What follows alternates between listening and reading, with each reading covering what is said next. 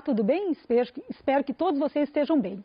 Bem, meu nome é Marisa Araújo, pode chamar também de Marizinha, tá? Eu sou professora de ciência e hoje a aula vai ser do 4º ano. Bem, o que nós vamos aprender na aula de hoje? Hoje nós vamos relacionar a participação de fungos e bactérias no processo de decomposição, reconhecendo a importância dos decompositores para o meio ambiente, tá? Nós vamos também conhecer os fatores que interferem na decomposição, conhecer métodos para evitar a contaminação de alimentos por micro-organismos. Mas o que é decomposição? Eu trouxe aí para vocês um material que eu vou mostrar, tá, gente? Aqui eu tenho folhas secas, tá? E aqui embaixo um solo, um humus, tá? O que é a decomposição? A decomposição é um processo onde a matéria orgânica ela vai ser transformada em matéria inorgânica e vai ser reutilizada por outros seres, tá? Mas o que é matéria orgânica? Existe explicação biológica, química para ela, eu vou tentar ser mais simples possível para vocês. A matéria orgânica são substâncias que os organismos vivos produzem. Exemplo, glicose, que é o açúcar, lipídio, que são as gorduras, as proteínas. E essas substâncias orgânicas, elas são fontes de energia, elas são alimento tanto para vocês quanto para os organismos decompositores. Quais são eles? Os fungos e as bactérias. Então, os fungos e bactérias vão se alimentar desse material e vão, então, produzir, né, essa substância que é o humus, que vai ser reutilizado por outros organismos, por exemplo, as plantas, tá? Então, ele vai ser devolvido ao meio ambiente em forma de nutriente. Aqui na imagem, vocês estão vendo um fungo, né, o famoso cogumelo, e ele está aqui, né, decompondo essas folhas secas da serrapilheira aqui da floresta. Bem, fungos decompositores. Existem diversos tipos de fungos. Fungos microscópicos, que você só enxerga ao microscópio, e fungos macroscópicos, como o cogumelo que vocês conhecem, orelha de pau, etc. Esse fungo aqui, o primeiro, nós estamos vendo uma madeira, e esse fungo está decompondo a madeira. Aqui vocês estão vendo, né, parecido teias de aranha, mas na verdade são hifas, ou filamentos, células cilíndricas que vão se espalhando aqui, tá? E nesse momento o fungo está sobrevivendo, reproduzindo, né, ele está se nutrindo dessa madeira. Aqui nós estamos vendo uma laranja, tá? Que está apodrecendo, né? Comumente o fungo Penicillium digitatum, ele tem uma preferência aí por frutas cítricas. Então ele está aqui, olha, alimentando da laranja, buscando energia para ele e ao mesmo tempo fazendo esse processo de reciclagem. Eu coloquei aqui do lado o desenho para vocês perceberem o que é uma hifa, tá? Dá para perceber aqui o filamento e na ponta uma bolinha chamada de esporângio, que é um saquinho cheio de esporos, que é uma estrutura celular que vai cair no solo, no substrato, e vai germinar e o fungo vai proliferar.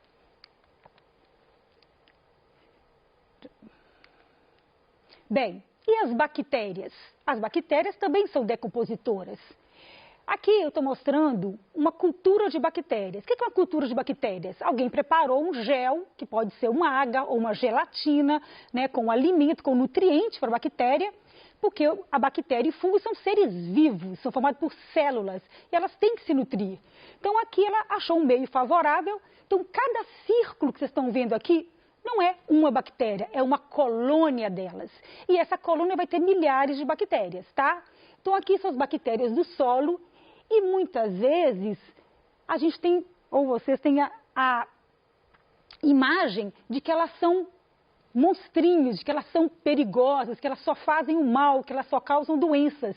E não é isso, tá, gente? A maioria das bactérias, fungos, até vírus, eles fazem bem para toda a natureza. Então aqui, se eu pegar uma imagem microscópica, na verdade, você vai ver isso aqui, olha. Aqui a gente está vendo um bastão, parecendo um giz, né? Mas você pode ver esferas, né? Cocos, podem ver vírgulas, podem ver outros formatos, que elas têm várias formas, tá? Mas esse aqui é o desenho de uma bactéria em forma de bastão, tá? Bem, vamos imaginar o solo, como eu mostrei para vocês ali, né? Na minha amostra de hoje. O solo, além de ter os fungos e as bactérias, né, as bactérias estão em toda parte, no ar, no solo, na água, principalmente no solo, tá? Além das bactérias e fungos, nós temos outros seres, chamados de microfauna, tá? Essa microfauna pode ser centopeia, caramujo, lesma, larva de besouro. Eles vão ajudar nesse processo, fragmentando, fazendo pedacinhos menores. E aí as bactérias e fungos continuam o processo, sendo responsáveis por 96% da decomposição. Os decompositores na cadeia alimentar. Vocês lembram da cadeia alimentar, né?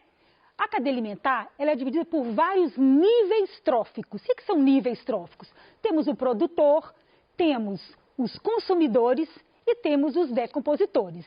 Nesse caso aqui, eu tenho o produtor, que é uma planta, né? Mas pode ser uma alga. Essa planta, ela vai fazer fotossíntese, ela vai então produzir glicose, que é a matéria orgânica e a fonte primordial de energia dos seres vivos. Então, o gafanhoto, quando comer a planta, vai pegar essa matéria orgânica, né, a glicose, e vai transformar em energia. Ninguém vive sem energia. Essa seta mostra a transferência de energia na cadeia alimentar. Então, ela vai passando do gafanhoto para o sapo, sempre reduzindo, tá? E os decompositores, a setinha está indo de todos para os decompositores. Por quê? Porque ele vai decompor tanto a planta, quanto o gafanhoto, quanto o sapo. Então, ele vai fazer o que? Olha, uma reciclagem de nutrientes. Então, o fluxo da matéria orgânica é cíclico. E essa reciclagem ocorre graças aos seres decompositores, que, na verdade, estão ali buscando o quê? Uma fonte de energia. Aqui mostra o humus, que eu apresentei para vocês na amostra, e aqui os nutrientes, os sais minerais, vão ser redisponibilizados para a planta. Ciclos dos elementos químicos. Bem, a atmosfera, né, todo o planeta Terra é formado por diversos elementos químicos, né? Vocês devem conhecer vários, por exemplo, o oxigênio, o nitrogênio, que é o que mais tem no ar, né? O enxofre, o carbono, que vocês lembram do carbono que está na molécula do gás carbônico, né? Esses elementos, eles são essenciais para formar substâncias orgânicas e inorgânicas. E eles também têm que ser reciclados, tá? E nesse ciclo importante desses elementos, nós temos aqui, ó, na base quem? Olha, os decompositores, tá? Eu vou dar aqui um exemplo, tá? No caso do nitrogênio, o nitrogênio, nós temos 78% de nitrogênio no ar, mas nós não conseguimos absorvê-lo, nem nós, nem você, nem a planta. Quem faz isso, então? As bactérias que estão no solo, que vão ajudar nessa transformação do nitrogênio num produto que possa ser absorvido pelas plantas e aí passar pela cadeia alimentar. Dei o exemplo do nitrogênio aqui, mas vale para os demais. O carbono, o oxigênio, que vão estar na matéria orgânica e inorgânica, também vai voltar, né, nesse ciclo aí, graças à presença dos micro-organismos.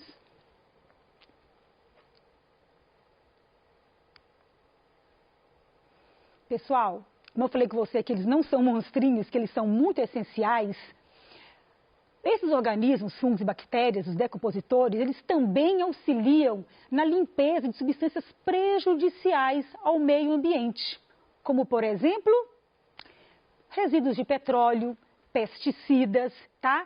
E até na estação de tratamento de esgoto, eles utilizam bactérias para transformar aquela sujeira, que na verdade é alimento para a bactéria, né, em um produto que possa ser utilizável, como adubo, por exemplo. Se você pode saber o seguinte, um rio muito poluído, como o Tietê em São Paulo, uma Arrudas aqui em Belo Horizonte, ou um Piracicaba no Vale do Aço, todo contaminado, à medida que a água vai caminhando, circulando, o oxigênio ali vai aumentando a oxigenação por causa, né, dos movimentos da água, as bactérias aeróbias, né, que respiram o oxigênio, elas vão degradando esses nutrientes e vai tendo uma autodepuração, ela vai limpando o curso d'água. Viu como é que elas são importantes? Mas pensem comigo agora, o que aconteceria se na Terra não houvesse decompositores? Eu vou dar 4 segundos para vocês pensarem. Vamos ver se vocês pensam como eu. O mundo seria assim, cheio de resíduos acumulados. Já imaginou? Os dinossauros que estavam aqui há milhares de anos, todos os seres vivos, todas as árvores, seriam todos acumulados, tá? Então, os decompositores fazem esse processo de limpeza, de reciclagem e disponibilização desses nutrientes novamente para os outros organismos. Então, eles são extremamente importantes. Se nós esterilizarmos, limpássemos, acabássemos com as bactérias, com os fungos e até com os vírus, a vida na Terra não seria possível. Ok. Eu falei para vocês que bactérias e fungos são seres vivos, possuem células, a unidade fundamental dos seres vivos. Então, eles precisam de alguns fatores que influenciem na vida deles e, portanto, na decomposição. Exemplo, temperatura. O calor acelera a reação de decomposição, tá? A umidade favorece um meio adequado para sobreviver e reproduzir. Ninguém reproduz, sobrevive sem água. E o oxigênio é também importante para a sobrevivência dos seres aeróbios. Então, vamos pensar aqui. Se eu não quiser a presença desses micro-organismos, eu posso bagunçar isso aqui. Se a bactéria gosta de temperatura alta, eu reduzo. Se ela gosta de muita umidade, eu diminuo. Se ela gosta de oxigênio, eu tiro o oxigênio. Então, dessa forma, a gente pode evitar a contaminação de alimentos, tá? Eu fiz aqui para vocês uma cartilha, tá? Mostrando o seguinte. Quando a gente vai comprar o alimento lá na feira, você tem que pensar o seguinte, ele veio no caminhão que veio do Ceasa, o Ceasa buscou no produtor, que chegou e passou pela sua mão, você comprou, chegou em casa. O tanto de contato que esse organismo teve, né, que o alimento teve com o ar, com o solo, com as mãos, ele está todo contaminado. Por isso é muito importante a gente higienizar os alimentos. Principalmente agora, a gente está em época de pandemia. Então, lavar com água e sabão, tá? Pode deixar um pouquinho de molho, pode usar vinagre na proporção de 1 para 1, quer dizer, 50% de água para 50% de vinagre. Pode também usar a famosa água sanitária, né, o hipoclorito puro, usando 2 colherinhas, que dá mais ou menos 20 ml para 1 litro d'água, e deixar os alimentos ali. Depois tem que lavar, secar, né, enxaguar, secar e guardar. Aí você já eliminou uma grande parte deles, tá? Outra possibilidade é você refrigerar os alimentos, tá? Por quê? Porque na geladeira a temperatura vai diminuir, mas Marizinha, eles vão morrer? Não, eles não vão morrer.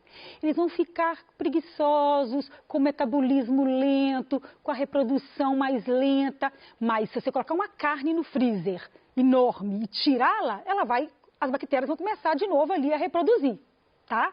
Então você tem que deixar na geladeira, às vezes divide essa carne em porções, tira só uma porçãozinha para evitar que as bactérias ali comecem de novo o processo. Mas na geladeira também ocorre multiplicação de bactérias e fungos e ocorre decomposição, só que de forma mais lenta, ok? Outra dica é adicionar aditivos químicos, que não é tão indicado, porque são substâncias químicas, né? Para que elas servem? Elas vão controlar as contaminações microbianas, as alterações químicas e físicas, para que o alimento não mude de cor, não mude de sabor, não mude de cheiro, não mude de textura. Eu não quero comprar uma manteiga que é pastosa e eu achá-la líquida. Eu quero manter aquela consistência. Então, muitas vezes, esses aditivos fazem isso, né, por nós.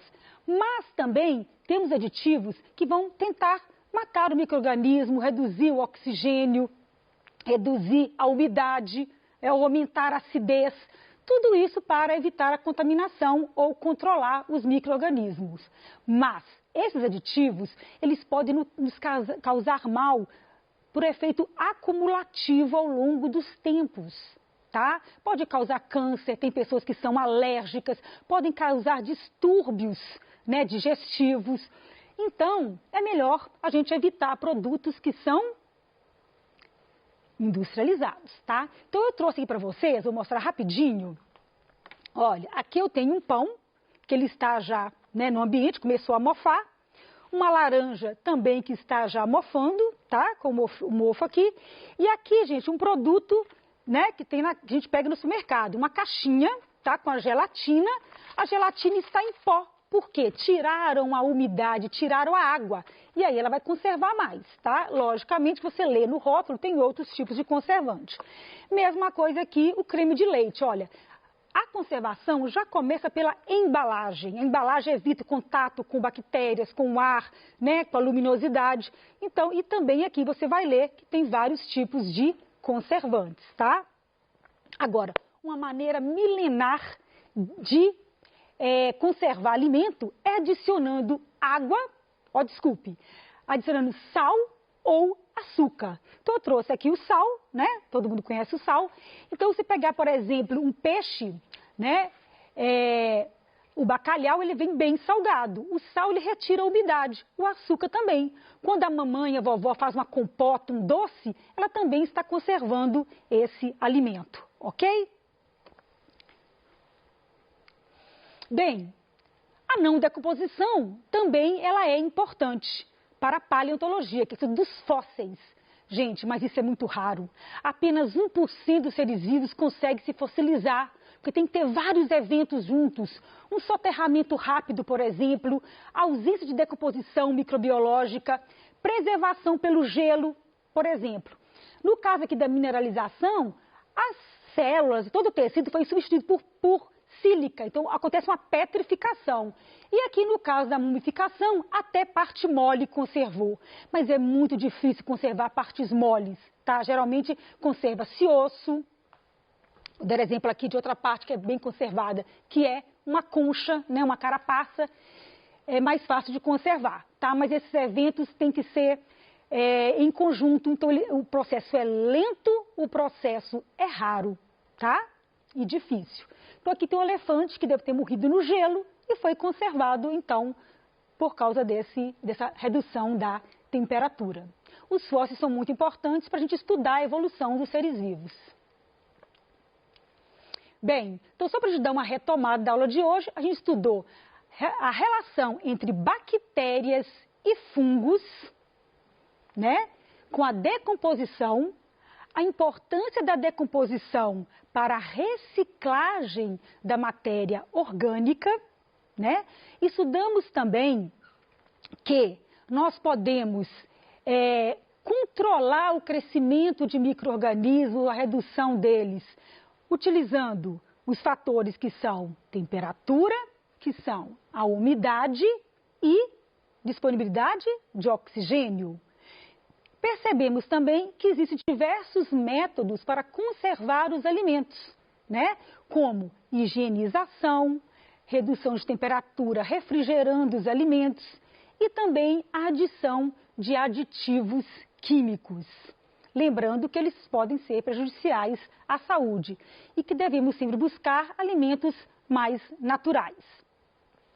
Também estudamos que o sal e o açúcar podem ser usados, né, que é uma maneira milenar aí, inclusive usar fumaça, existem outros métodos de conservação do alimento que reduzem a umidade. E retirando a água, gente, os organismos não conseguem reproduzir, tá? E, então, a aula de hoje foi essa sobre os decompositores e a importância deles para a vida no planeta Terra. Até a próxima e um beijo da Marizinha.